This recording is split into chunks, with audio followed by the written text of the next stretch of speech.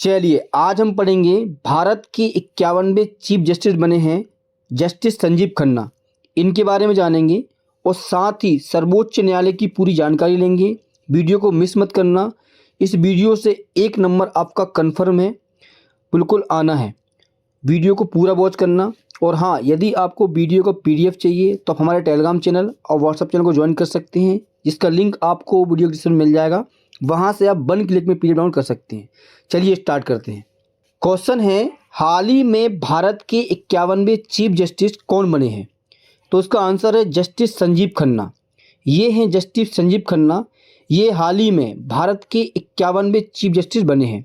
ये भी आपको नंबर याद रखना है, कौन से नंबर के बने हैं। तो ये बने हैं 51वें नंबर के, जो कि इनका नाम है संजीव खन्ना। जस्टिस संजीव खन्ना भारत के 50वें चीफ जस्टिस DY चंद्रचूड़ का स्थान लेंगे। ठीक है ना, इनका स्थान किसका लेंगे? ये DY चंद्रचूड़ का स्थान लेंगे, जो कि भारत के 50वें चीफ जस्टिस थे। और अब ये बने हैं 51वें चीफ जस्टिस संजीव खन्ना। हालांकि चीफ जस्टिस संजीव खन्ना का कार्यकाल 6 महीने का होगा। जस्टिस संजीव खन्ना 13 मई 2025 को रिटायर होंगे, तो इनका कार्यकाल मात्र 6 महीने का रहेगा और ये भारत के 51वें चीफ जस्टिस बने हैं। चलिए अब जानेंगे सर्वोच्च न्यायालय के बारे में। सर्वोच्च न्यायालय के बारे में संपूर्ण जानकारी इस वीडियो में मिलेगी आपको। वीडियो को मिस नहीं करना, वीडियो को पूरा देखना, क्योंकि 1 नंबर आपका कन्फर्म है इस वीडियो से। वीडियो को पूरा वॉच करना। चलिए, सर्वोच्च न्यायालय। संवैधानिक प्रावधान। भारतीय संविधान में भाग 5 संघ एवं अध्याय 6 में संघ न्यायपालिका के तहत सर्वोच्च न्यायालय का प्रावधान दिया गया है। तो ये भी याद रखना है, सर्वोच्च न्यायालय का प्रावधान कहाँ पर है। तो भाग 5 में संघ है और अध्याय 6 में संघीय न्यायपालिका के तहत सर्वोच्च न्यायालय का प्रावधान किया गया है। ये संविधान में है। संविधान के भाग 5 में अनुच्छेद 124 से 147 तक सर्वोच्च न्यायालय के संगठन, स्वतंत्रता, अधिकार क्षेत्र, शक्तियों एवं प्रक्रियाओं से संबंधित है। अनुच्छेद 124 की 1 के तहत भारतीय संविधान में कहा गया है कि भारत का एक सर्वोच्च न्यायालय होगा, जिसमें एक मुख्य न्यायाधीश होगा और 7 से अधिक अन्य न्यायाधीश नहीं हो सकते। ये मूल संविधान में बोला गया है कि भारत में एक सर्वोच्च न्यायालय होगा, जिसमें एक मुख्य न्यायाधीश होगा और 7 से अधिक अन्य न्यायाधीश नहीं हो सकते। जबकि कानून द्वारा संसद अन्य न्यायाधीशों की बड़ी संख्या में निर्धारित नहीं करती है। जब तक कानून द्वारा संसद इनके न्यायाधीशों की संख्या नहीं बढ़ा देती, तब तक 7 से अधिक अन्य न्यायाधीश नहीं होंगे। ये मूल संविधान में बोला गया था।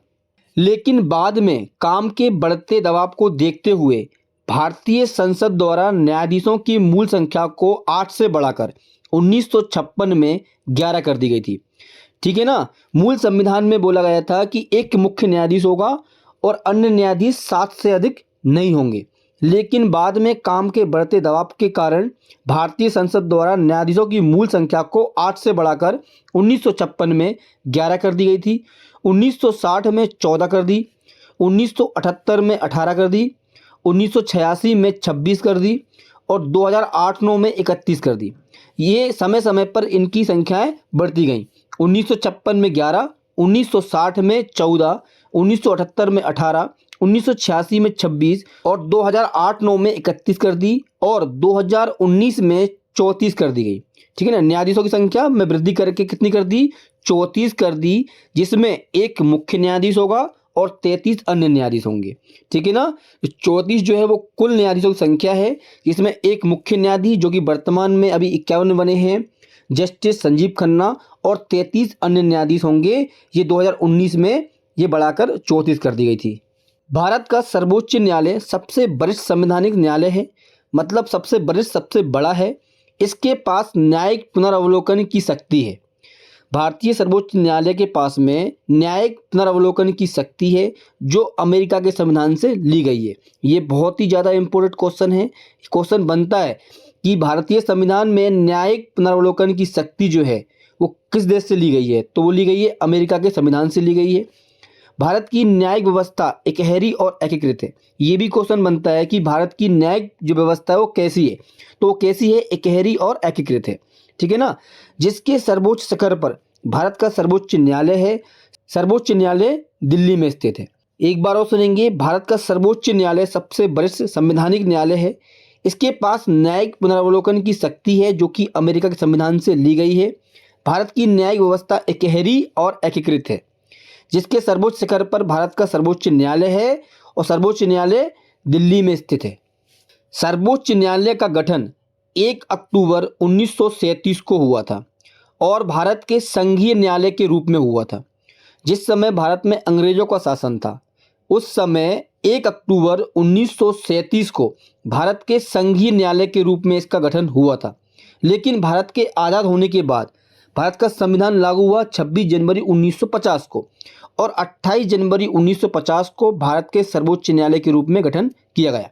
स्वतंत्रता के बाद सर्वोच्च न्यायालय का गठन हुआ है 28 जनवरी 1950 को और इसका जो नींव है वो रखी गई थी 1 अक्टूबर 1937 को अंग्रेजों के समय भारत के संघीय न्यायालय के रूप में, जबकि 28 जनवरी 1950 को भारत के सर्वोच्च न्यायालय के रूप में ये गठित हुआ और भारत के पहले मुख्य न्यायाधीश बने एच.जे. कनिया। भारत के पहले मुख्य न्यायाधीश कौन बने? एच.जे. कनिया। ये क्वेश्चन कई बार पूछता है, हर एग्जाम में पूछता है। तो भारत के पहले मुख्य न्यायाधीश कौन थे? तो एच.जे. कनिया थे। और वर्तमान में सर्वोच्च न्यायालय में न्यायाधीशों की संख्या संशोधन विधेयक 2019 के अनुसार सर्वोच्च न्यायालय में 1 मुख्य न्यायाधीश और 33 अन्य न्यायाधीश हैं। ठीक है ना। ये आपका न्यायिक संशोधन 2019 के अनुसार सर्वोच्च न्यायालय में 1 मुख्य न्यायाधीश और 33 अन्य न्यायाधीश हैं। मतलब कुल संख्या कितनी है? 34, जो मैं आपको बता चुका हूँ। एक बार और सुनेंगे। गठन हुआ था 1 अक्टूबर 1937 को भारत के संघीय न्यायालय के रूप में और वास्तविक जो भारत के स्वतंत्रता के बाद 28 जनवरी 1950 को सर्वोच्च न्यायालय के रूप में इसका गठन किया गया। भारत के पहले मुख्य न्यायाधीश बने थे एच.जे. कनिया। वर्तमान में सर्वोच्च न्यायालय में न्यायाधीशों की संख्या संशोधन विधेयक 2019 के अनुसार सर्वोच्च न्यायालय में 1 मुख्य न्यायाधीश होगा और 33 अन्य न्यायाधीश होंगे। मतलब कुल न्यायाधीशों की संख्या कितनी है? 34 है। चलिए सर्वोच्च न्यायालय के न्यायाधीशों की योग्यताएं जानेंगे। यदि सर्वोच्च न्यायालय में न्यायाधीश की नियुक्ति होती है तो इसकी क्या क्या योग्यता होनी चाहिए? तो सबसे पहला, वह व्यक्ति भारत का नागरिक होना चाहिए। यदि सर्वोच्च न्यायालय में न्यायाधीश की नियुक्ति है तो वह क्या होना चाहिए? सबसे पहले भारत का नागरिक होना चाहिए और कम से कम 5 साल के लिए उच्च न्यायालय का न्यायाधीश या 2 से अधिक न्यायालयों में लगातार कम से कम 5 साल तक न्यायाधीश के रूप में कार्य कर चुका होना चाहिए। यदि किसी व्यक्ति को सर्वोच्च न्यायालय का न्यायाधीश की नियुक्ति के लिए देखा जाए तो कम से कम 5 साल के लिए भारत के किसी भी उच्च न्यायालय में वो न्यायाधीश के पद पर रहना चाहिए या 1 या 2 से अधिक लगातार कम से कम 5 साल तक वो न्यायाधीश के रूप में कार्य कर चुका होना चाहिए, तब जाकर वो सर्वोच्च न्यायालय का न्यायाधीश बन सकता है। अथवा किसी भी उच्च न्यायालय या न्यायालयों में लगातार 10 साल तक अधिवक्ता रह चुका हो। मतलब भारत के जितने भी उच्च न्यायालय हैं उनमें कम से कम 10 साल तक वह वकील के रूप में कार्य कर चुका हो तो वह सर्वोच्च न्यायालय का न्यायाधीश के रूप में बन सकता है। वह व्यक्ति राष्ट्रपति की दृष्टि में कानून का उच्च कोटि का ज्ञाता होना चाहिए। तो ये योग्यताएं हैं सर्वोच्च न्यायालय के न्यायाधीश की। यहाँ पर यह जानना भी आवश्यक है कि उच्चतम न्यायालय का न्यायाधीश बनने हेतु किसी भी प्रदेश के उच्च न्यायालय में न्यायाधीश का 5 वर्ष का अनुभव होना अनिवार्य है। ये सर्वोच्च न्यायालय के न्यायाधीश के लिए सबसे ज़्यादा जरूरी ये भी है अनुभव। उच्चतम न्यायालय का न्यायाधीश यदि बनना है तो किसी भी प्रदेश के उच्च न्यायालय में न्यायाधीश के पद पर कम से कम 5 वर्ष का अनुभव होना अनिवार्य है और वह 65 वर्ष की आयु पूरी ना की हो, 65 वर्ष से कम उम्र का हो और किसी भी उच्च न्यायालय में 5 साल का न्यायाधीश का अनुभव होना चाहिए। सर्वोच्च न्यायालय के न्यायाधीश बनने के लिए कोई न्यूनतम आयु निर्धारित नहीं की गई है। किसी भी सर्वोच्च न्यायालय के न्यायाधीश की नियुक्ति के लिए न्यूनतम आयु निर्धारित नहीं की गई है। यदि एक बार नियुक्ति होने के बाद इनके अवकाश ग्रहण करने की आयु जो है वो 65 वर्ष है, क्योंकि 65 वर्ष में रिटायरमेंट हो जाता है। एक बार सुनेंगे, सर्वोच्च न्यायालय का न्यायाधीश बनने के लिए किसी भी प्रदेश के उच्च न्यायालय में कम से कम न्यायाधीश का 5 वर्ष का अनुभव होना चाहिए और उसकी आयु 65 वर्ष से कम होना चाहिए। सर्वोच्च न्यायालय के न्यायाधीश बनने के लिए न्यूनतम आयु निर्धारित नहीं की गई है और एक बार नियुक्ति होने के बाद इनके अवकाश ग्रहण करने की आयु जो है वो कितनी है? 65 साल है। चलिए अब जानेंगे सुप्रीम कोर्ट के न्यायाधीशों की नियुक्ति कैसे की जाती है। तो संविधान में 33 न्यायाधीश तथा एक मुख्य न्यायाधीश की नियुक्ति का प्रावधान है। संविधान में 33 न्यायाधीश तथा एक मुख्य न्यायाधीश की नियुक्ति का प्रावधान है सुप्रीम कोर्ट में। और सुप्रीम कोर्ट के सभी न्यायाधीशों की नियुक्ति भारत के राष्ट्रपति द्वारा उच्चतम न्यायालय के परामर्श अनुसार की जाती है। मतलब जो न्यायाधीश है उनकी नियुक्ति कौन करता है? राष्ट्रपति करता है, लेकिन उच्चतम न्यायालय के परामर्श अनुसार की जाती है। उच्चतम न्यायालय के मुख्य न्यायाधीश इस विषय में राष्ट्रपति को परामर्श देने से पहले अनिवार्य रूप से 4 वरिष्ठतम न्यायाधीशों के समूह से परामर्श प्राप्त करते हैं तथा इस समूह से प्राप्त परामर्श के आधार पर राष्ट्रपति को परामर्श देते हैं। समझना, न्यायाधीशों की नियुक्ति राष्ट्रपति करता है, लेकिन उच्चतम न्यायालय के परामर्श अनुसार की जाती है। पहले वो परामर्श करते हैं और उच्चतम न्यायालय के मुख्य न्यायाधीश जो है, पहले वो वरिष्ठतम जो न्यायाधीश हैं 4 लोगों के समूह से उनसे परामर्श करते हैं, डिस्कस करते हैं और उसके बाद जो परामर्श हुआ वो देते हैं किसको? राष्ट्रपति को। उसके आधार पर राष्ट्रपति नियुक्ति करता है न्यायाधीशों की, सुप्रीम कोर्ट की। एक बार और सुनेंगे, संविधान में 33 न्यायाधीश तथा एक मुख्य न्यायाधीश की नियुक्ति का प्रावधान है और सुप्रीम कोर्ट के सभी न्यायाधीशों की नियुक्ति राष्ट्रपति करता है और उच्चतम न्यायालय के परामर्श अनुसार करता है। उच्चतम न्यायालय के मुख्य न्यायाधीश इस विषय में राष्ट्रपति को परामर्श देने से पहले 4 वरिष्ठतम न्यायाधीशों से समूह से जो है परामर्श करते हैं और परामर्श के द्वारा जो भी मतलब बात होती है इसको जो किसके पास पहुंचाते हैं? राष्ट्रपति के पास पहुंचाते हैं और उसके आधार पर राष्ट्रपति नियुक्ति करता है। सर्वोच्च न्यायालय के न्यायाधीशों की नियुक्ति राष्ट्रपति द्वारा होती है। ठीक है ना, ये बता चुका हूँ मैं आपके लिए। सर्वोच्च न्यायालय के न्यायाधीशों की नियुक्ति जो है वो राष्ट्रपति करता है सर्वोच्च न्यायालय के परामर्श अनुसार। और सर्वोच्च न्यायालय के न्यायाधीशों को शपथ भी कौन दिलाता है? राष्ट्रपति दिलाता है। ये क्वेश्चन पूछता है, शपथ से भी पूछता है और नियुक्ति से पूछता है। तो नियुक्ति करता है राष्ट्रपति और शपथ दिलाता है राष्ट्रपति, लेकिन नियुक्ति जो होती है वो सर्वोच्चतम न्यायालय जो होता है उसके परामर्श अनुसार होती है और शपथ कौन दिलाता है? राष्ट्रपति दिलाता है। अच्छा, इनका कार्यकाल कितना है? तो सुप्रीम कोर्ट के न्यायाधीशों की सेवानिवृत्ति मतलब रिटायरमेंट, इनकी आयु है 65 वर्ष। ये क्वेश्चन भी कई बार पूछता है कि सुप्रीम कोर्ट के न्यायाधीशों की जो सेवानिवृत्ति है उसकी अधिकतम आयु कितनी है? तो वह है 65 ईयर्स। 65 वर्ष की उम्र में उनको रिटायरमेंट लेना होता है। न्यायाधीशों को केवल महाभियोग द्वारा हटाया जा सकता है। न्यायाधीशों को हटाया जा सकता है महाभियोग द्वारा। और महाभियोग कैसे लगता है? दुर्व्यवहार या असमर्थता के सिद्ध होने पर संसद के दोनों सदनों द्वारा 2/3 बहुमत से विधेयक पारित प्रस्ताव होता है और आधार पर राष्ट्रपति द्वारा हटाया जाता है। मतलब यदि कोई न्यायाधीश दुर्व्यवहारिक है या कार्य में असमर्थता है तो संसद के दोनों सदनों में, लोकसभा और राज्यसभा दोनों में जो विधेयक है वो 2/3 बहुमत से पारित होता है। इसके बाद राष्ट्रपति द्वारा हटाया जाता है।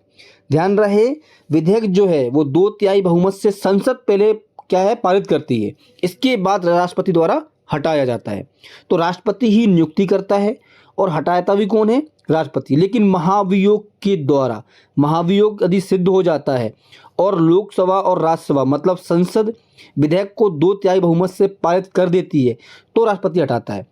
जो अभी तक हमारे भारत में न्यायाधीशों को महाभियोग द्वारा पद से नहीं हटाया गया है। एक बार और सुनेंगे, सर्वोच्च न्यायालय के न्यायाधीशों की नियुक्ति राष्ट्रपति द्वारा की जाती है और शपथ भी राष्ट्रपति द्वारा दिलाई जाती है। इनका कार्यकाल जो है, जो न्यायाधीश होता है उसकी अधिकतम आयु 65 वर्ष हो जाती है तो रिटायरमेंट हो जाता है। मतलब अधिकतम आयु कितनी है? 65 वर्ष है। और यदि इससे पहले यदि न्यायाधीश को हटाना है, यदि वो दुर्व्यवहारी है, असमर्थता है काम करने में, तो महाभियोग द्वारा हटाया जा सकता है। और महाभियोग कैसे हटाया जाता है? संसद के दोनों सदनों द्वारा 2/3 बहुमत से पहले प्रस्ताव जो विधेयक है जो पारित होगा, इसके बाद राष्ट्रपति द्वारा हटाया जा सकता है, जो कि अभी तक भारत में किसी भी न्यायाधीश को महाभियोग द्वारा नहीं हटाया गया है। चलिए अब जानेंगे सर्वोच्च न्यायालय के न्यायाधीशों के वेतन और भत्ते। यहाँ से क्वेश्चन डायरेक्टली आता है, अनुच्छेद पूछ लेता है। तो भारतीय संविधान के अनुच्छेद 125 में कहा गया है कि उच्चतम न्यायालय के न्यायाधीश के वेतन भत्ते जो दिए जाते हैं वो संसद निर्मित करे, है ना, संसद द्वारा निर्मित जो है उसके अनुसार से वेतन दिया जाता है। न्यायाधीश के लिए वेतन भत्ते अधिनियम 1 जनवरी 2009 के अनुसार उच्चतम न्यायालय के मुख्य न्यायाधीश का वेतन जो है वो 2,80,000 रुपये है और अन्य न्यायाधीशों का है 2,50,000 रुपये। किसके अनुसार है ये? 1 जनवरी 2009 के अधिनियम के अनुसार मुख्य न्यायाधीश का जो वेतन है वो 2,80,000 रुपये है और अन्य न्यायाधीशों का है 2,50,000 रुपये। और निःशुल्क में आवास, मनोरंजन कर्मी, कार, यातायात भत्ता मिलता है। इनको आवास मिलता है, मनोरंजन कर्मी मिलता है, कार मिलती है और यातायात भत्ता मिलता है। इनके लिए वेतन संसद तय करती है जो संचित निधि से दिया जाता है। वेतन जो है वो कौन करता है? संसद द्वारा तय होता है। और कहाँ से दिया जाता है? संचित निधि से दिया जाता है। ये क्वेश्चन डायरेक्टली पूछता है कि न्यायाधीशों के वेतन और भत्ते जो वो कहाँ से दिए जाते हैं, तो भारत की संचित निधि से दिए जाते हैं। और कार्यकाल के दौरान वेतन में कोई कटौती नहीं होती है। एक बार और सुनेंगे। भारतीय संविधान के अनुसार अनुच्छेद 125 में कहा गया है कि उच्चतम न्यायालय के न्यायाधीश का वेतन जो भत्ते जो हैं वो संसद निर्मित करेगी।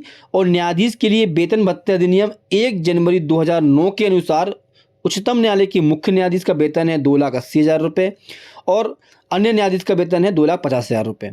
और निःशुल्क में आवास, मनोरंजन कर्मी, कार और यातायात का भत्ता मिलता है। और वेतन संसद तय करती है और जो कहाँ से दिया जाता है? भारत की संचित निधि से दिया जाता है। कार्यकाल के दौरान वेतन में कोई भी प्रकार की कटौती नहीं होती है। भारत के सर्वोच्च न्यायालय के पहले मुख्य न्यायाधीश थे H.J. कनिया। ठीक है ना, ये मैं बता चुका हूँ आपके लिए। क्वेश्चन कई बार पूछता है कि भारत के सर्वोच्च न्यायालय के पहले न्यायाधीश कौन बने थे, तो H.J. कनिया बने थे। उच्चतम न्यायालय में नियुक्त होने वाली प्रथम महिला न्यायाधीश 1987 में नियुक्त हुई थी, न्यायमूर्ति फातिमा बीवी। ये क्वेश्चन पूछता है तो उच्चतम न्यायालय में नियुक्त होने वाली भारत की पहली महिला न्यायाधीश बनी थी न्यायमूर्ति फातिमा बीवी। और कब बनी थी? 1987 में। और सन 2000 में न्यायमूर्ति के.जी. बालकृष्ण दलित समुदाय से पहले न्यायाधीश बने थे। ये भी क्वेश्चन पूछ सकता है कि भारत के पहले दलित समुदाय के पहले न्यायाधीश कौन बने थे, तो वो बने थे के.जी. बालकृष्णन। तो पहले मुख्य न्यायाधीश बने थे H.J. कनिया और पहली महिला न्यायाधीश बनी थी कौन? फातिमा बीवी। और पहले दलित समुदाय के पहले न्यायाधीश बने थे न्यायमूर्ति के.जी. बालकृष्णन। सबसे अधिक समय तक मुख्य न्यायाधीश के पद पर रहने वाले न्यायाधीश यशवंत विष्णु चंद्रचूड़, जो कि 1978 से 1985 तक रहे थे, 2,696 दिन। ये भी आपको याद रखना है कि सबसे लंबे समय तक मुख्य न्यायाधीश के पद पर रहने वाले न्यायाधीश थे यशवंत विष्णु चंद्रचूड़। 1978 से 1985 2,696 दिन तक रहे। और सबसे कम समय तक मुख्य न्यायाधीश के पद पर रहने वाले न्यायाधीश थे कमल नारायण सिंह, जो 1991 में मात्र 17 दिन तक ये मुख्य न्यायाधीश रहे थे। तो एक बार और सुनेंगे। भारत के सर्वोच्च न्यायालय के पहले मुख्य न्यायाधीश H.J. कनिया। उच्चतम न्यायालय में नियुक्त होने वाली प्रथम महिला न्यायाधीश 1987 में न्यायमूर्ति फातिमा बीवी। और 2000 में न्यायमूर्ति के.जी. बालकृष्णन जो है वो पहले दलित समुदाय से न्यायाधीश बने थे। सबसे अधिक समय तक मुख्य न्यायाधीश के पद पर रहने वाले न्यायाधीश यशवंत विष्णु चंद्रचूड़, जो कि 1978 से 1985। सबसे कम समय तक मुख्य न्यायाधीश के पद पर रहने वाले न्यायाधीश थे कमल नारायण सिंह। 1991 में मात्र 17 दिन तक ये मुख्य न्यायाधीश रहे थे।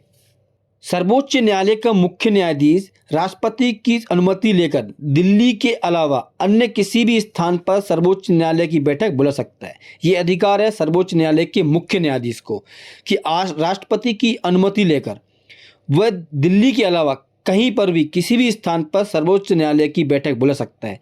और अब तक ऐसा हो भी चुका है। हैदराबाद और श्रीनगर में इस प्रकार की बैठक आयोजित की जा चुकी हैं। ध्यान रहे, सर्वोच्च न्यायालय के मुख्य न्यायाधीश राष्ट्रपति की स्वीकृति लेकर दिल्ली के अलावा किसी भी स्थान पर सर्वोच्च न्यायालय की बैठक बुला सकता है। अब तक हैदराबाद और श्रीनगर में इस प्रकार की बैठकें आयोजित की जा चुकी हैं। सर्वोच्च न्यायालय के न्यायाधीश अवकाश प्राप्त करने के बाद भारत में किसी भी न्यायालय में या किसी भी अधिकारी के सामने वकालत नहीं कर सकता। ये भी आपको ध्यान रखना है। एक बार यदि सर्वोच्च न्यायालय के न्यायाधीश का अवकाश हो जाता है, रिटायरमेंट हो जाता है, तो भारत के किसी भी न्यायालय में या किसी भी अधिकारी के सामने वो वकालत नहीं कर सकता है। ध्यान रखें, जब भारतीय न्यायिक पद्धति में लोकहित मुकदमा लगाया गया था उस समय भारत के मुख्य न्यायाधीश थे P.N. भगवती। ये भी याद रखना है। एक बार और सुनेंगे।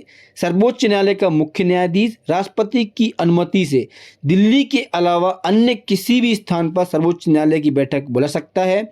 और ऐसा 2 बार हो भी चुका है, हैदराबाद और श्रीनगर में। इस प्रकार की बैठक आयोजित हो चुकी हैं कि दिल्ली के अलावा बैठक हुई हैं। सर्वोच्च न्यायालय के न्यायाधीश अवकाश ग्रहण करने के बाद, मतलब रिटायर होने के बाद, भारत के किसी भी न्यायालय में या किसी भी अधिकारी के सामने वकालत नहीं कर सकता। और जब भारतीय न्यायिक पद्धति में लोकहित मुकदमा लगाया गया था, उस समय भारत के मुख्य न्यायाधीश थे PN भगवती। चलिए अब जानेंगे सर्वोच्च न्यायालय के क्षेत्राधिकार क्या हैं। यहाँ से भी क्वेश्चन आ जाता है। तो सर्वोच्च न्यायालय के क्षेत्राधिकार जानेंगे तो प्रारंभिक क्षेत्राधिकार है भारत संघ तथा एक या एक से अधिक राज्यों के मध्य विवादों में ये सुनवाई करता है। ठीक है ना, भारत संघ तथा एक या एक से अधिक राज्यों के मध्य विवाद जो होता है उसकी सुनवाई करता है। भारत संघ तथा कोई एक राज्य या अनेक राज्यों और एक या एक से अधिक राज्यों के बीच विवाद यदि है तो सुनवाई कहाँ होगी? सर्वोच्च न्यायालय में होगी। दो या दो से अधिक राज्यों के बीच ऐसे विवाद में जिसमें उनके वैधानिक अधिकारों का प्रश्न है तो सर्वोच्च न्यायालय उसकी सुनवाई करेगा। प्रारंभिक क्षेत्राधिकार के अंतर्गत सर्वोच्च न्यायालय उसी विवाद के निर्णय के लिए स्वीकार करता है जिसमें किसी तथ्य या विधि का प्रश्न शामिल होता है।